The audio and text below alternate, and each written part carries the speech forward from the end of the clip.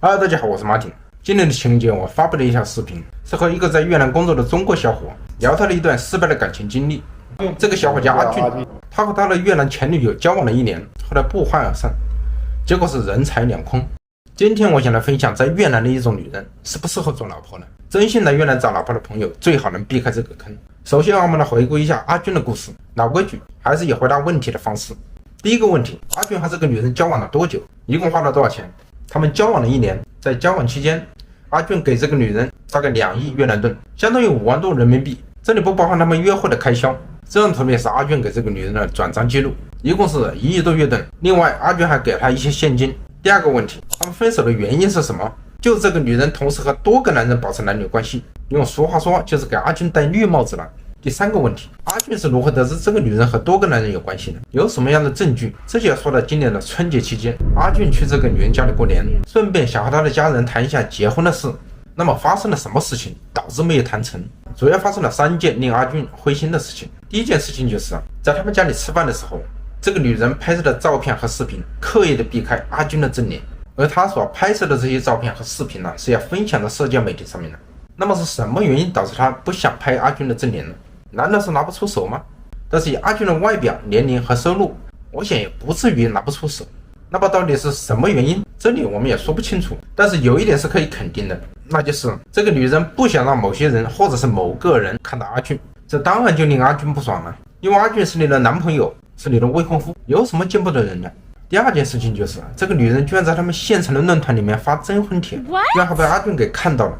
第三件事情是发生在大年初3，一大早，这个女人就迫不及待的要把阿俊支走，理由就是有几个朋友从胡志明过来看他，给他们家里拜年，阿俊不方便在场。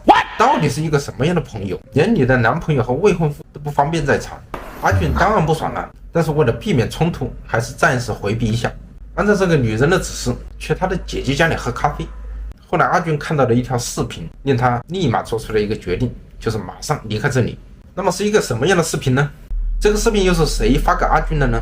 这里就要说到越南人的一个习惯，他们去哪里玩或者开 party 的时候喜欢搞直播。那么这个视频就是这个女人的弟弟做的直播。当然阿俊呢有他弟弟的联系方式，所以也看到了这条直播视频。在这个视频里面，一群年轻男女在这个女人家里开 party， 喝酒跳舞，玩得不亦乐乎。而作为这个女人的男朋友、未婚夫却一个人在他姐姐家里面喝咖啡，这当然令他不爽了。而且这不是一般的不爽，当然了，仅仅因为这个视频还没有令阿俊做出离开的决定，而是因为视频中的2个男人。这2个男人阿俊是认识的，以前在胡志明见过，其中一个就是这个女人在胡志明开餐厅的合伙人。那么为什么这2个人过来，阿俊就不能在场呢？肯定是有什么特殊的关系。当然看到这里阿俊心里是很清楚的，所以这让他暂时死了心。这个时候他做出了一个决定，就是立刻让朋友给他买回工厂的车票，离开这个伤心地。据他事后的介绍这其实是他做出了一个很理智的决定。因为他说过，他当时也想过，差点做出一个冲动的决定，还好最终他选择了理智，避免了更严重的后果的发生。当然了，不爽归不爽，但是还没一个实质性的证据就可以证明这个女人和那个男人有关系，所以阿俊还心有不甘。在回工厂的路上，他通过短信和2个男人做了短暂的聊天，其中一个人就是出现在那个直播视频里面，也就是那个女人合伙人的朋友。这个男人告诉阿俊，你明知道他和某某某有关系，那你为什么还要这么伤心？这个意思其实很明确了，这个女人和那个男人就是有关系。第2个聊天的人就是这个女人的前夫，这个女人的前夫是越籍华人，会讲中文，从他的信息里面就可以明白他们为什么离婚。前夫对这个女人的评价是很负面的，他告诉阿俊，你还是很幸运的，没有跟他走了结婚的那一步。但是他也提到了，这个女人刚从农村出来的时候还是一个很单纯的小姑娘，后来是被这个花花世界所感化了。所以说人是环境的产物，环境是可以改变人的。和这2个人聊天以后，阿俊现在可以说是死了90%的心了。为什么说是90%而不是完全死心呢？这就涉及到人性了，不到黄河心不死，不撞南墙不回头。因为这些情况不是这个女人直接告诉他的，他希望这个女人告诉他实情，当然可能也抱有一丝的幻想，他所了解的这些情况都不是真的，所以他就和这个女人联系了。以什么方式联系的呢？就是让他还钱。其实他心里也很清楚了，这个钱是不可能要回来的，所以这只是他一个发泄的方式而已了。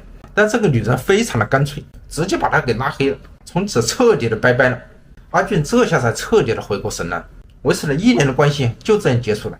当然这个现实一时半会还难以接受，因为毕竟是人财两空嘛。那么到底这个女人是一个什么类型的？这种类型的女人都有什么样的特征？这就是我们的第4个问题。第一个特征就是她们一般是离异的，而且很多都还有小孩。为什么在这里我要说是一个普遍的现象呢？因为据我所碰到过的和了解到的，基本上都是离异的单身母亲。离异的女人比未婚的女性更注重物质。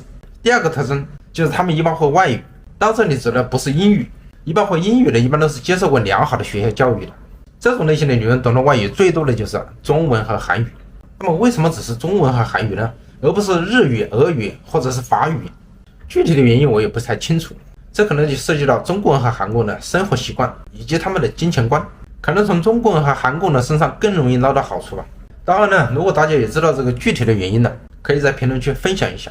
第3个特征就是他们的职业，他们的职业一般是和服务行业有关的，比方说餐厅、咖啡厅、酒吧、美容院、按摩院等等。他们要么是在这些服务性的行业打工，要么就是自己做一些小生意，开一个小店。因为凭他们自身的条件呢，他们是不太可能做白领工作的。另外一些比较脏的活他们也看不上。第4个特征就是他们的社交圈，他们一般朋友很多，而且基本上和他们的职业特性也相似，都是服务行业的。第5个特征就是他们一般在什么地方，因为他们一般是找外国人捞好处的，特别是中国人和韩国人，所以在外国人多的地方，这种女人就会多。那么主要就是大城市啦，像河内、胡志明、岘港啊，当然还有一些工业区。第6个特征就是他们一般有比较光鲜的外表，他们懂得打扮，妆化的好，衣服也比较时尚。第7个特征就是他们喜欢在社交媒体上分享他们的美照，漂亮的脸蛋、性感的身材，甚至有些还刻意的露一些肉来吸引男性的眼球。